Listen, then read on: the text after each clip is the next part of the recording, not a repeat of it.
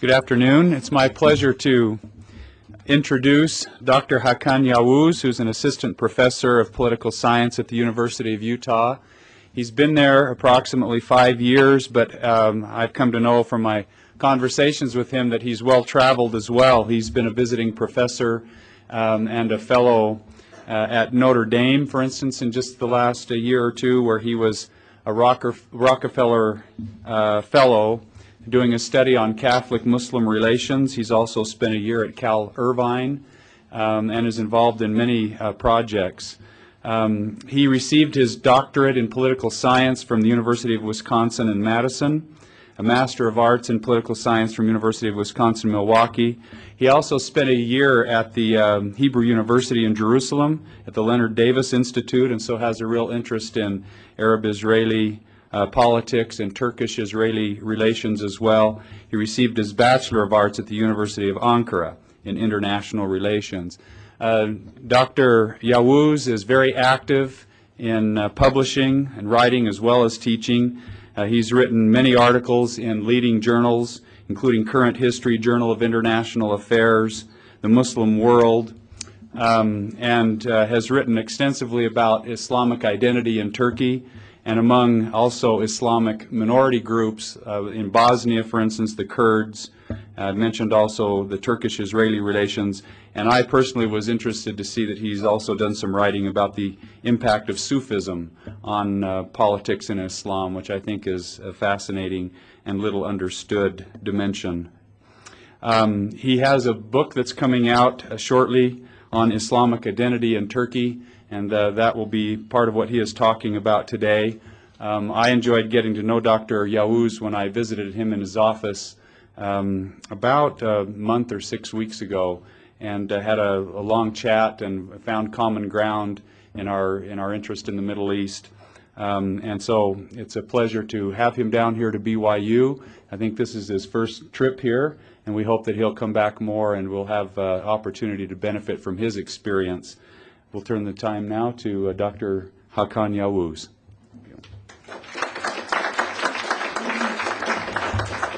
Well, Jim, thank you very much. I am happy to be here.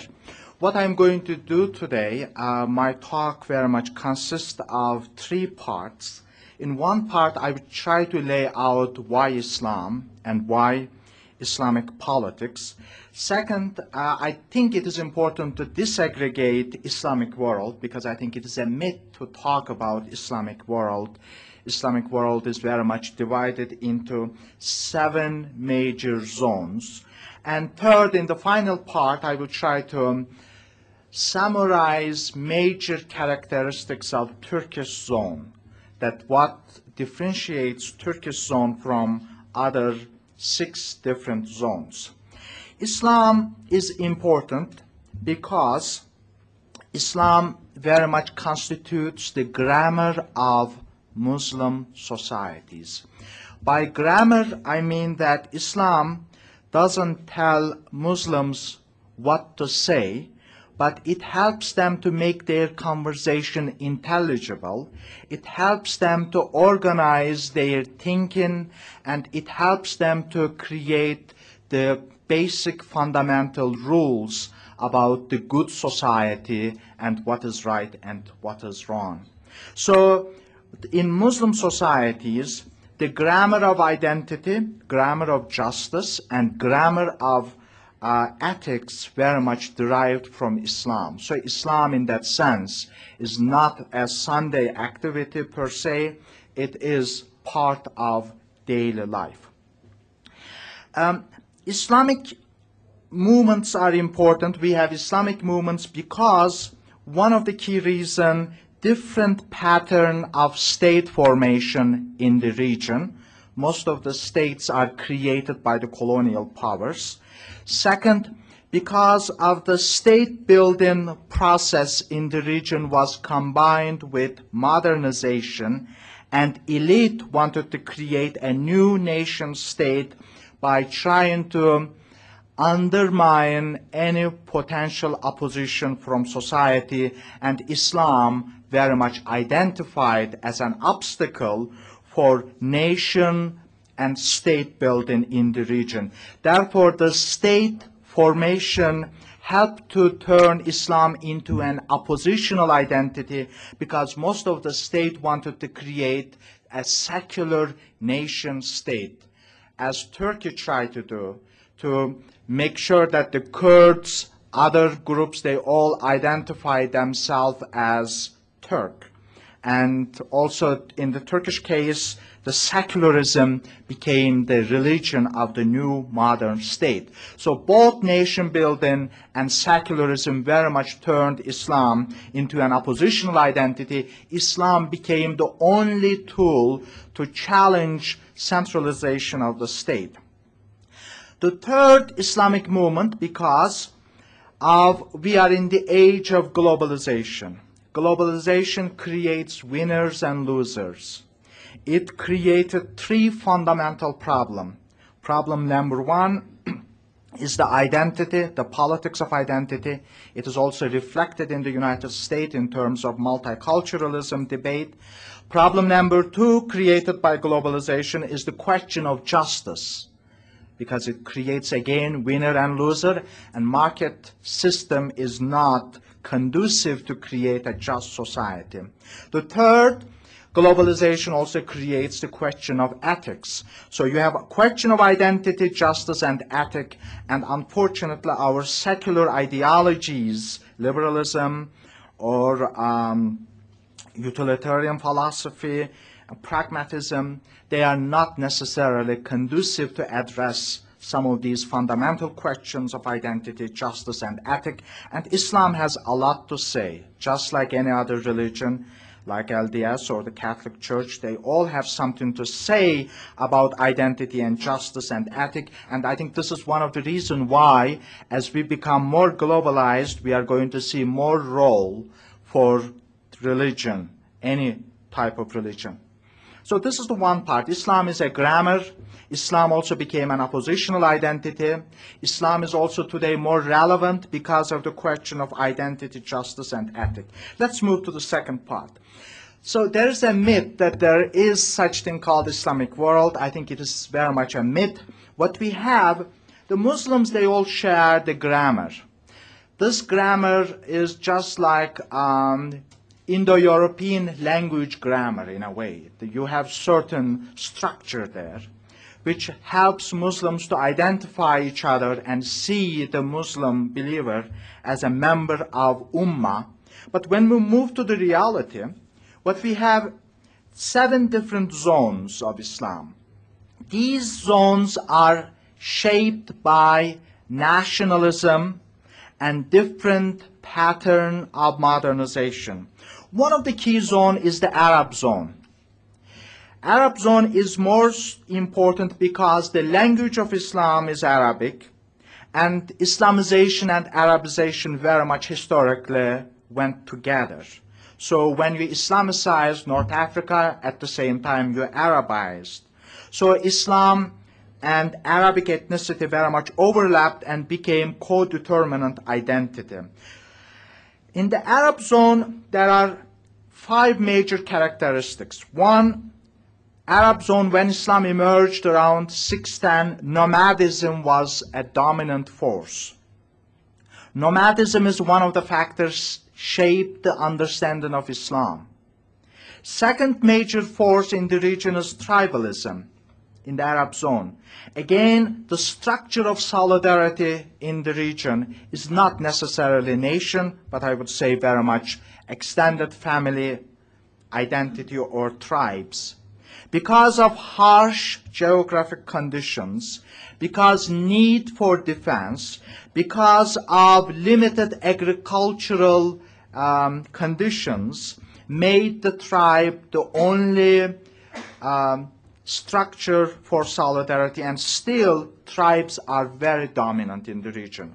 The third factor in the Arab zone, I think the most crucial factor, is colonialism. This region was colonized by British and French and Italians around 18th century, and this colonialism, this colonial policy tried to westernize or modernize the society. So these so-called Western secular ideologies very much brought by the colonial entities, by the colonial leaders and colonial governments. Colonialism created the fourth factor in the region, that is nationalism. The Arab zone is very anti-West, anti-Europe, anti-United States, rightly so, because of colonial legacy, because the resources of this region is very much utilized by the colonial entities, and because of the colonialism, what emerged along with the nationalism in the region was the jihad. The jihad means very much a struggle with self, struggle to control your lower desire. But the colonial legacy helped to create, I would say, helped a great extent to turn jihad into an external fight. Fight the enemy. Jihad in a way became a doctrine to find and fight your enemy, and enemy very much defined by European colonial entities. So we have nomadism, we have tribalism, the third factor colonialism, fourth factor the nationalism, which explains very much anti-Westernism in the region. The fifth factor is oil. The oil created a rentier state structure. You don't have much taxation in the region, but the states became extremely wealthy because of the income from oil, so the state very much distributes this income. And that taxation representation connection did not become a reality in this part of the region because of the oil, and oil created a rentier state, and political participation became a possibility when oil prices start to go down and when states try to cut the subsidies of education, healthcare, or food. So oil really created a stronger state and weak civil society in the region. Oil also undermined the work ethic in the region. The work ethic, unfortunately, is in very bad shape in this region. Finally, another factor is Arab-Israeli conflict. Arab-Israeli conflict undermined the dignity of the Arab identity. Arabs, in a way, after 1967 war, found themselves in a major crisis, and Arab-Israeli conflict is also one of the reasons of anti-Americanism.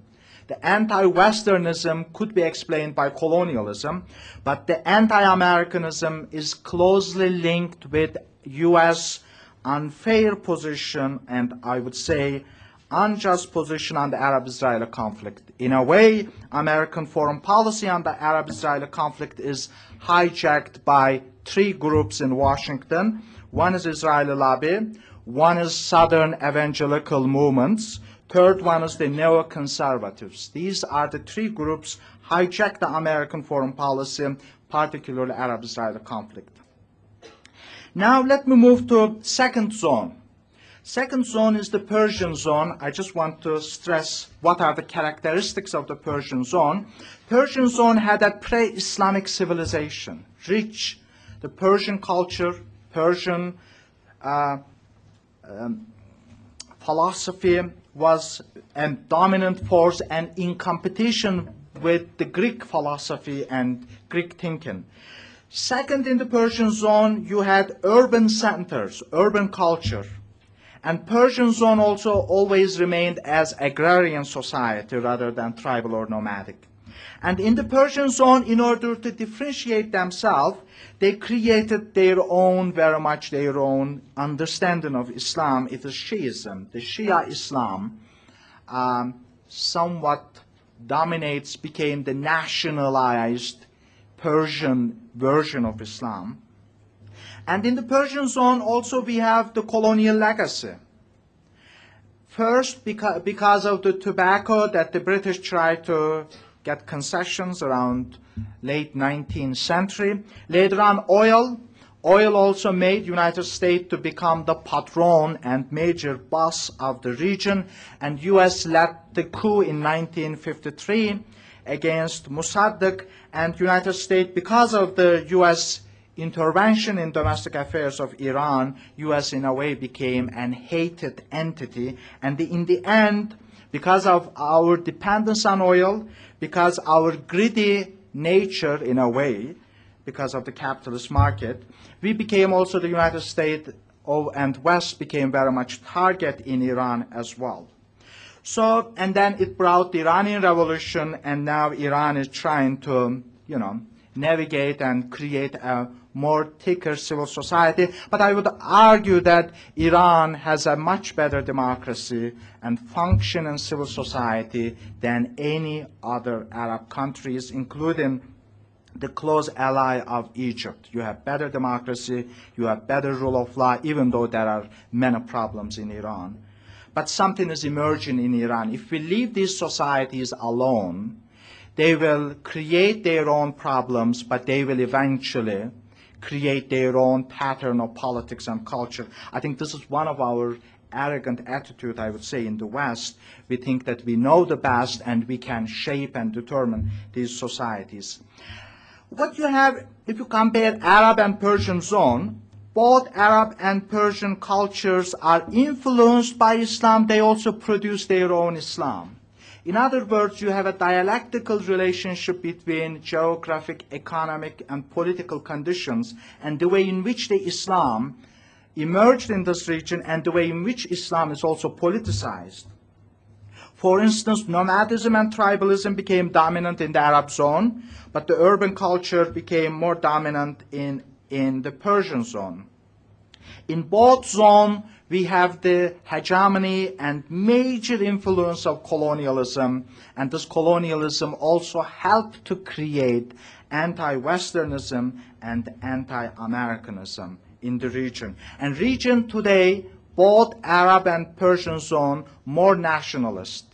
And most of the population in the Arab zone tend to be between 17 to 25, and Arab nationalism is now becoming, I would say, one of the most dominant force. And I think the intervention in Iraq is going to enhance Arab nationalism, and we might have more problem. Now let me move to Turkish zone. So we have Arab zone, Persian zone, Turkish zone. Fourth zone is Pakistani, India, Bangladesh zone. Fifth zone is Malay, Indonesian zone.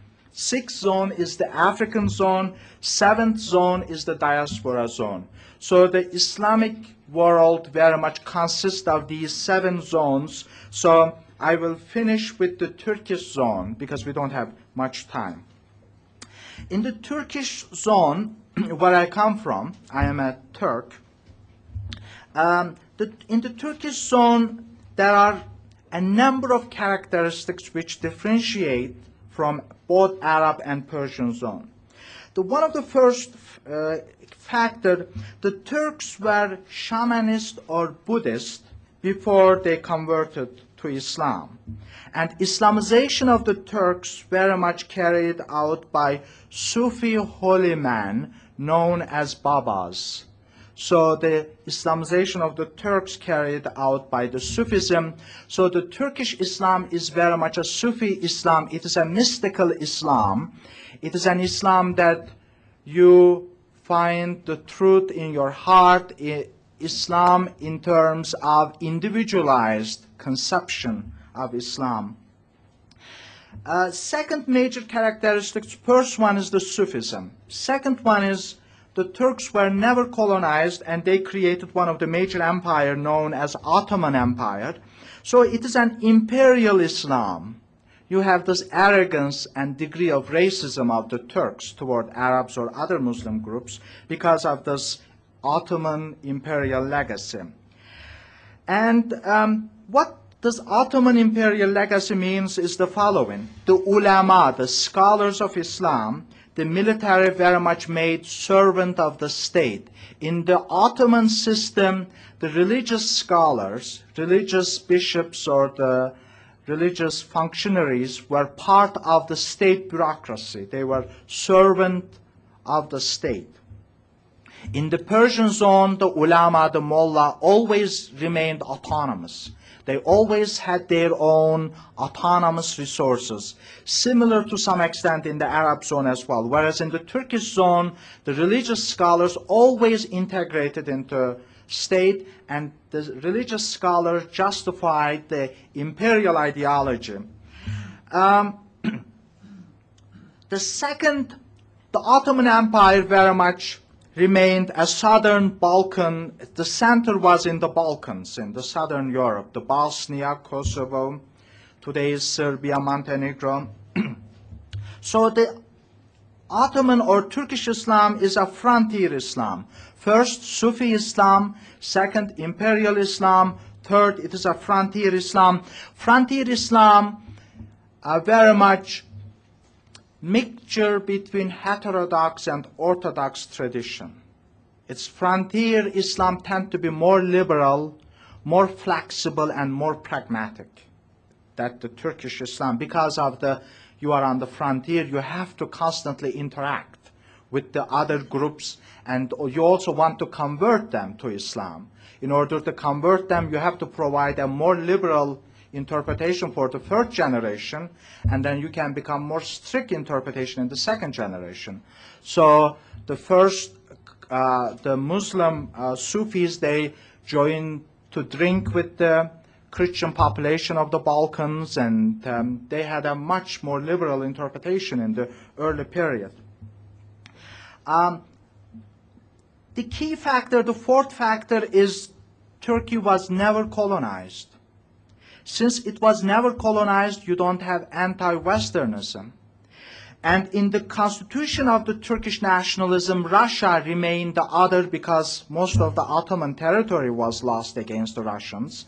Then the Cold War came, so the Turkish Muslims, the conservative Muslims, they saw NATO and United States as the ally against the Russian expansionism and communism.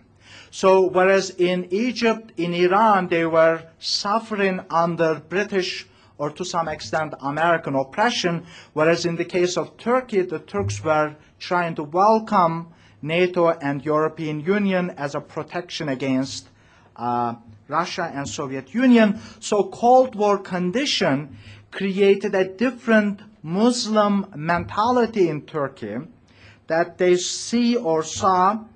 They continue to see the West as the major highway, that they should be part of that highway. In Turkey today, Turkey wants to join the European Union, and most fanatic supporters of the European Union in Turkey are the Islamists or the Muslim groups, because they don't have that mentality or that humiliation the way in which the Arab or the Persian zone went through. So what I'm trying to say that this anti-Westernism or anti-Americanism is not inherent in Islam. It could be explained by historical, economic, and social conditions, because we don't see it in Turkey because of those historical factors. Finally, in the Turkish zone, you don't have oil. Thanks God, no oil in Turkey, because oil always created more problem for most of the countries. Even look at in Latin America, the Venezuela, what they are going through.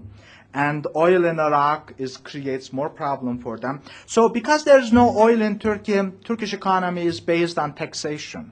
And that taxation brought the question of representation. So in Turkey you have a thicker civil society and somewhat better discussion and political participation.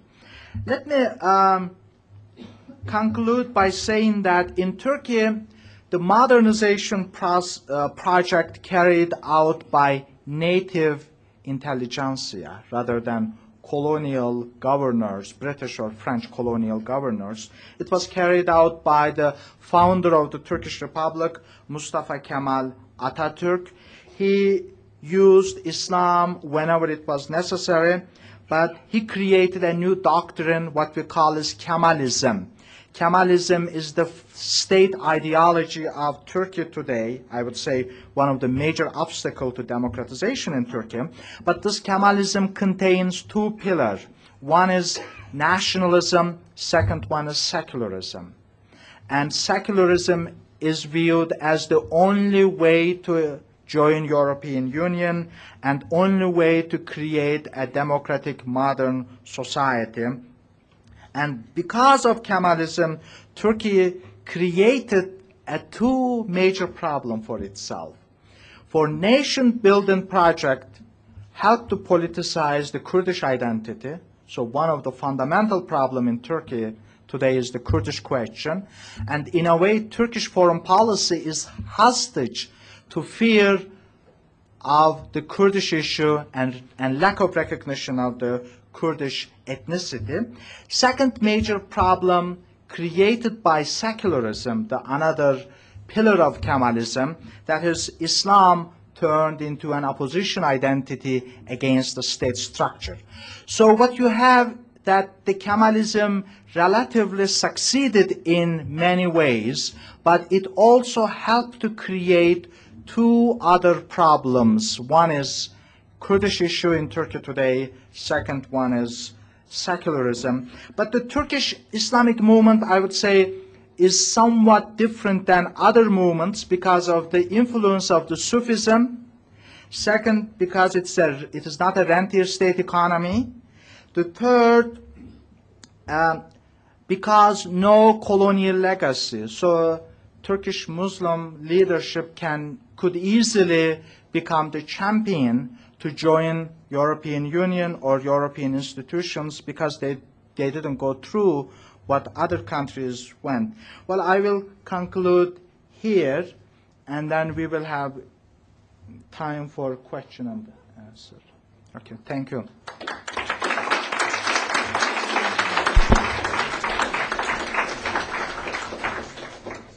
Yes, Darren.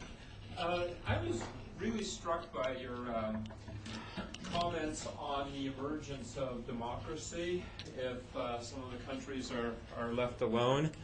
And I'm wondering if you could just expand on that a little bit. What we are seeing in Iran today, Iranian public opinion tend to be more, I would say it is the only pro-American public opinion in the region if you compare with other so-called close American allies, Egypt, Jordan, Saudi Arabia. Why? Because Iran is going through a difficult situation. Iranian public is creating its own patterns. They are seeing their own elite as the major source of the problem rather than outsider. And if we leave them alone, I think these countries are going to have some problems. Maybe in the first election in Algeria or in Tunis, Islamists might come to power. They might be very anti-American, the first governments. But in due time, I think that normalization is going to become a dominant mood in the region. Too much intervention, too much pressure, it doesn't help the democratization in the region because United States today is the major supporter of authoritarian governments in the region. In Egypt, in Saudi Arabia, in Kuwait, U.S. is supporting these authoritarian governments. In a way, U.S. is blocking the democratization of the region. Let me give you an example from Turkey. In Turkey, one of the major obstacles to democratization is the military. One of the key source of empowerment for Turkish military is the United States.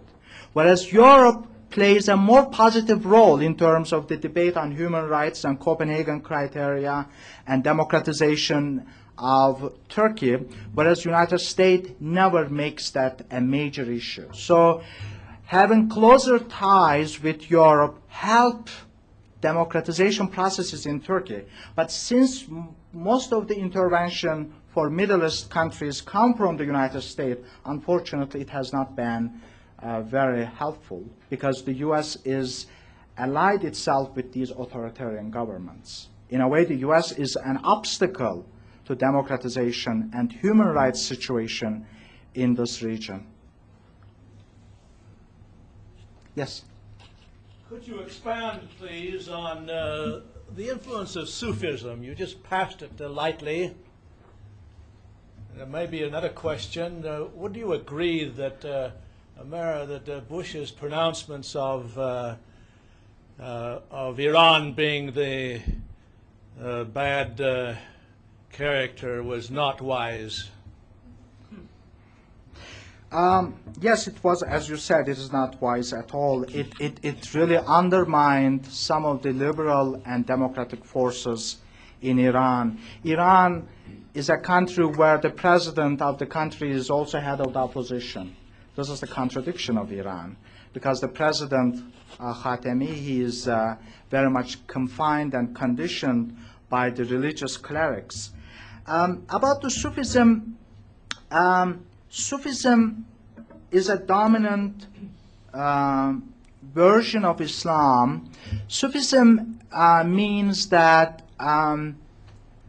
you create or you achieve your own understanding of Islam through self-purification, that you try to control your lower desires. So Sufism means enemy is not outside, enemy is within you. And you have to search that enemy within you. And you have to go that thought process to undermine it. It is very similar to this new wave in the Catholic Church called centered prayer or centered prayer, led by a group of monks in Colorado, by Father Keatings and group around him, that you have to purify yourself. And Sufism also very much stresses the individual consciousness rather than trying to impose Islam by force. It doesn't put stress on the Islamic law, but that Muslim consciousness. The main focus of Sufism is the Muslim, the individual agency, the believer, the faithful, that they have to raise their own consciousness and their own, enrich themselves with God and constantly feel that you are in the presence of God. This is what Sufism means, and it is the dominant form of Islam in Turkey and also in some other Asian societies like Indonesia. Yes? Could you talk about which of these factors make it so that Turkey is able to interact with Israel more and cooperate more on things than other Muslim countries? Well, the alliance with Israel is not popular at the popular level, but the Turkish elite, very much the particularly Turkish military, led to this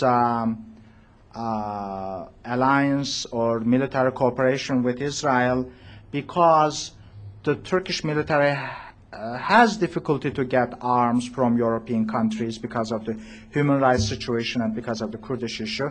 There are also problems in the United States that the U.S. doesn't give high technology because of the domestic groups and some Armenian Greek lobby and also the human rights situation in Turkey. So only option for Turkey is Israel to get high technology. Second, because Turkey had a problem with the PKK, the terrorist Kurdish organization, and it was centered in Lebanon, protected by the Syria. So the Turkey thought that if they ally themselves closely with Israel, they would put pressure on Syria to kick him out, and that happened.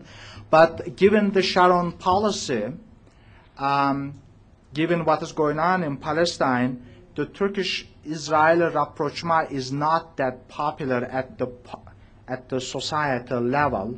But also another factor, Turkish elite, they think that the road to Washington goes through Jerusalem or Tel Aviv. They think that the Israeli lobby is very powerful in the United States, and they believe that having close ties with Israel would help them. And indeed, on the Armenian issue, on a number of issues, Israeli lobby did help to Turkey a great extent, that you hardly see any critical articles in some of the newspapers, critical articles about Turkey or Turkey's human rights situation, because human rights situation in Turkey is not very good. This is one of the obstacles for Turkey's entry into European Union. Yes? Can you foresee the Justice and Development Party in Turkey establishing Islamic tradition in Turkish government? No, I think that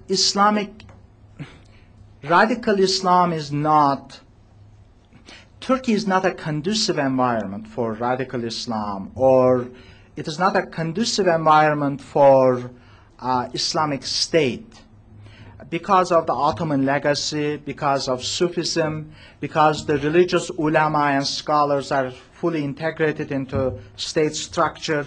I don't see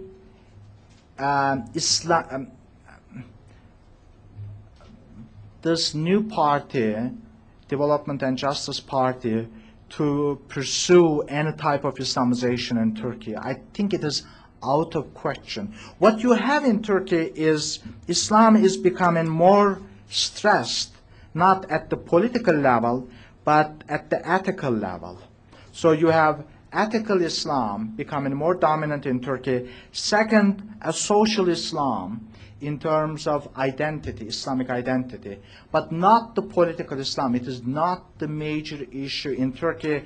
Plus, you have Turkish constitution. Moreover, Turkey is joining European Union, and these are all constraining factors that will not allow any room even for a debate of Islamic State in Turkey.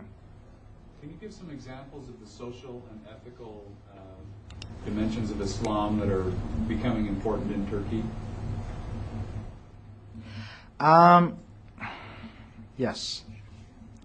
So what we have in Turkey is really, when we look at the Islam in Turkey, one might argue that there are three pillars, three orientation. One is ethical Islam, social Islam, and political Islam. But again, the political Islam is very much domesticated and constrained by the European Union, Turkish constitution, Turkish military, and Turkish history. Ethical Islam means that the globalization creates this major question of ethics. How can we live together? Now you have 4 or 5 million Turks in Germany. How can you coexist together? What are the rules of this coexistence? Or many Europeans are now moving to Turkey, buying land. How can we live together in a way? So what should be the rules of living together? How should we define the good life? What is the meaning of the good life? I think all these questions and issues creates a discussion and debate among Muslim scholars. So Islam is used as a tradition to discuss and debate these ethical issues about new medical innovation, as you know, in the United States as well, or a number of other new invention in technology create the question, ethical issue. Or can we talk about just war in Islam given this new technology? Because if the war becomes a just, as long as you don't kill the innocent, is it possible not to kill innocent given the new technology? You have to drop the bomb, and then it's not only you are punishing this generation, you are also punishing the next generation because of the environmental damage. So this new technology creates ethical issues, and Islam is what is available to discuss and argue and develop new arguments in Turkey.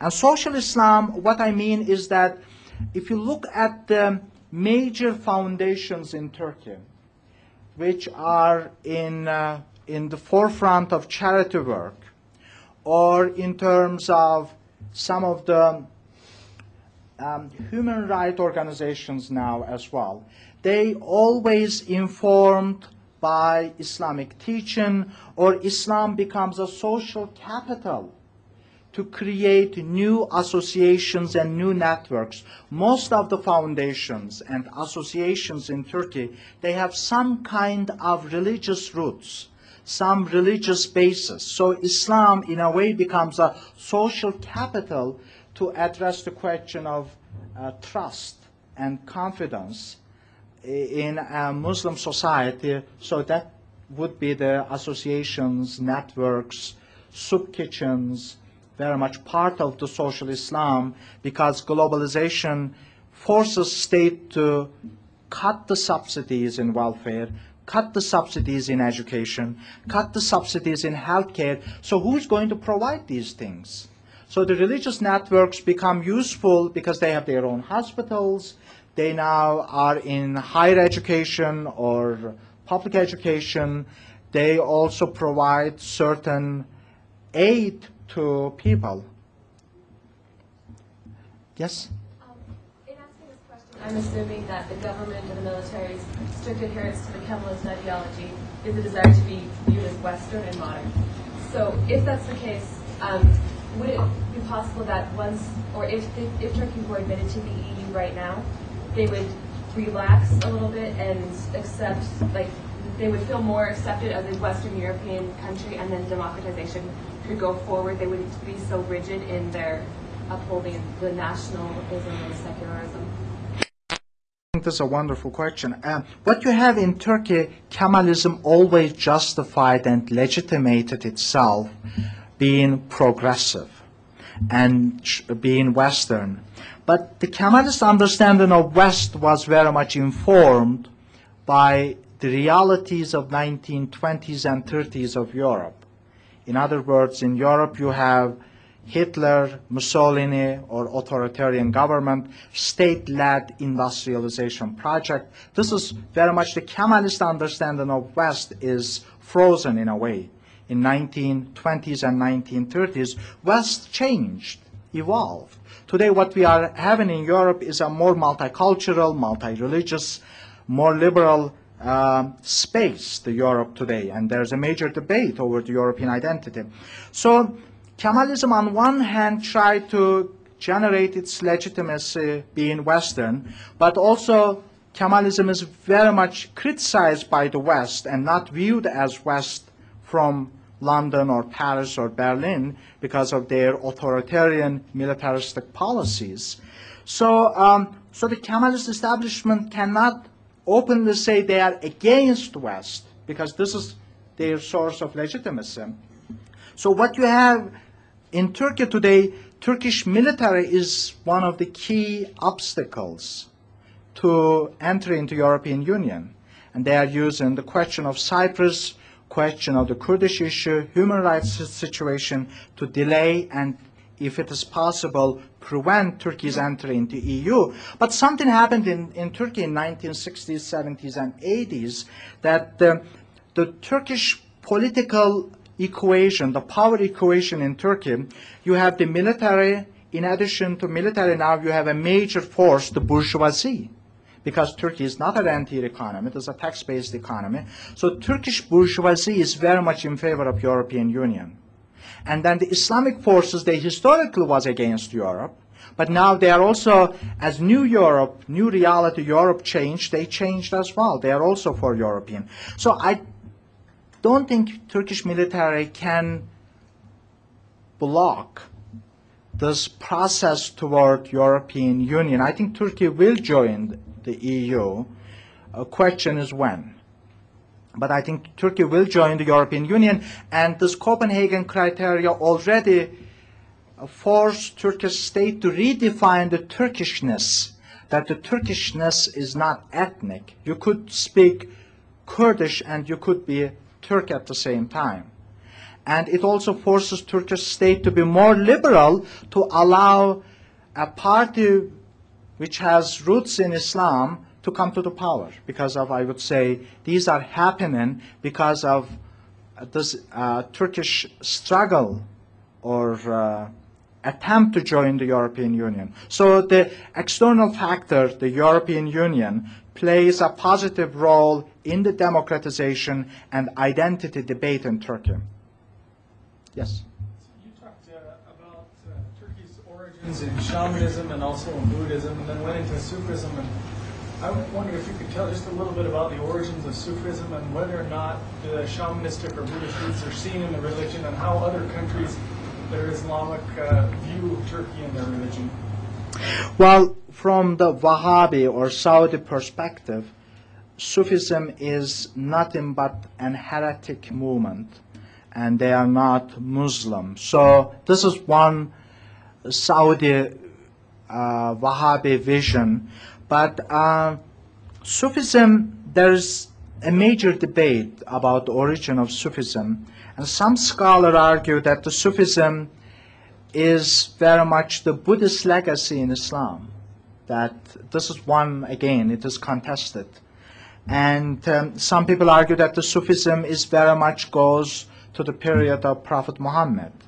So you have different views about the origin of Sufism, but the shaman, in the shamanist tradition, the shaman, the leader of religion, very much plays multiple roles.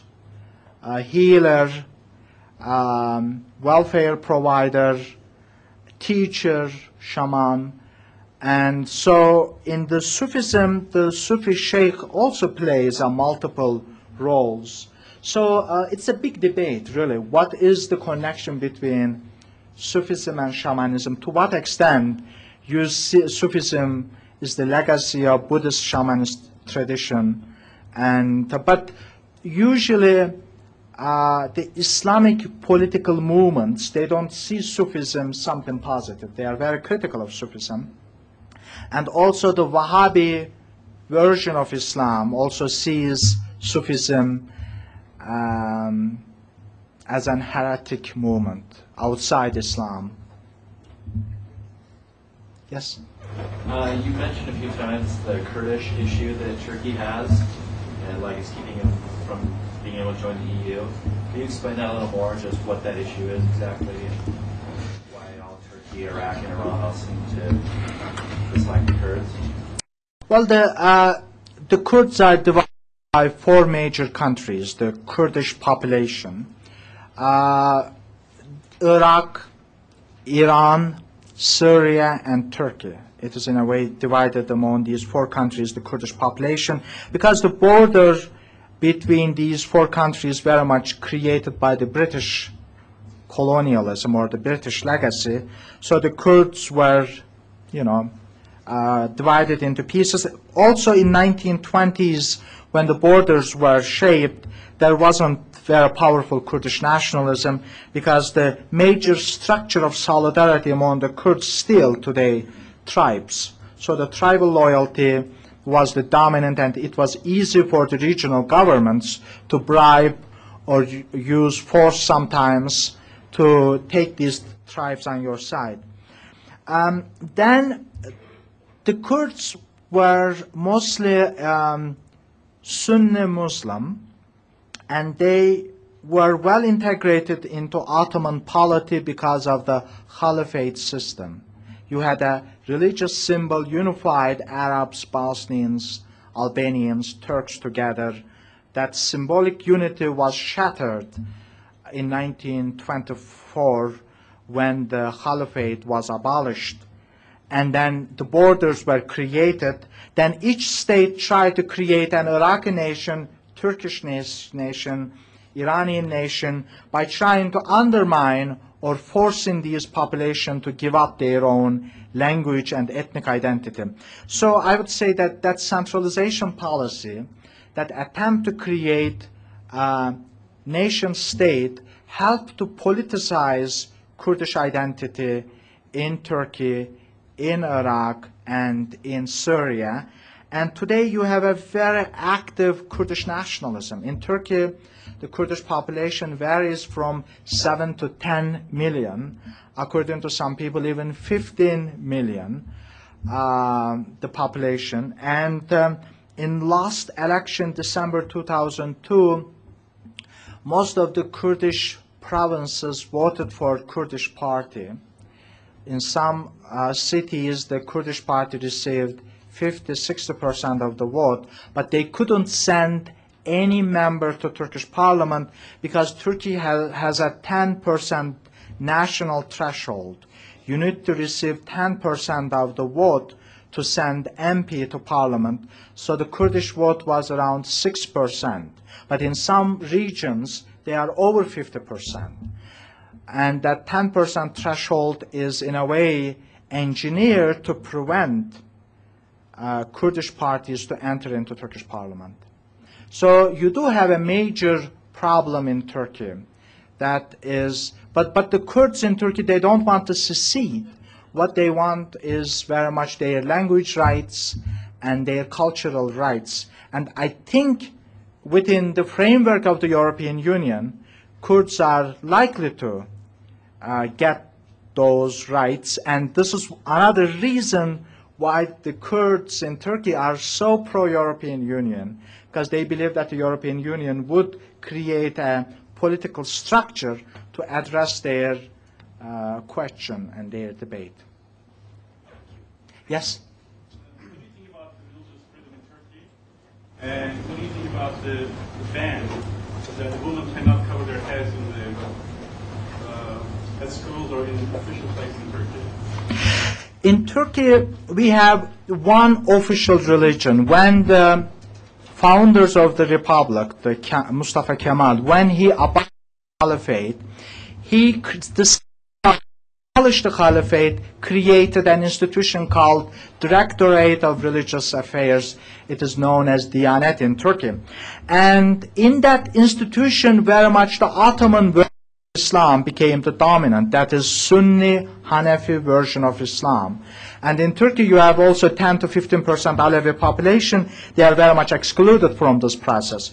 So in Turkey, you have one, and in Turkey, religious education is also constitutionally required. Article 24 of the Constitution says that state is in charge of religious education in high school to the universities, and in that education system, what is taught is not the different schools of Islam, but one school, that is the Hanefi version of Islam. So these are the limits of the religious freedom in Turkey. So you cannot go and try to convert people. You might do it, but legally Turkey recognizes only those churches as official if they are part of the Lausanne Peace Treaty, which created the modern Turkey. So religious freedom is now a major debate because of the European Union. But right now, is Turkey religiously free? My answer is no, it is not. And headscarf, the female girls, for instance, they cannot cover their hair and continue their education. This is not also allowed under the rubric of the secularism. So you have a contradiction built in Turkish state, that it is not a secular, it is, I don't know, it is really, it's so difficult to call Turkey a secular state, because religion in Turkey is more dominant than in Utah, and because the public education has to be carried according to state version of Islam. And this is, just to conclude, religious freedom is very important for reasoning. And if you don't have religious pluralism, you are not going to get a proper functioning democracy in the Middle East. It is so essential to have religious freedom and religious pluralism. If one church, one religion dominates the polity, you are less likely to get a good debate and thick civil society. So I think this religious freedom is really something very, very important. And Turkey is trying to experiment this through European Union, because it is one of the conditions that the Turkey should allow different churches to carry out their religious activities. Well, thank you very much for coming.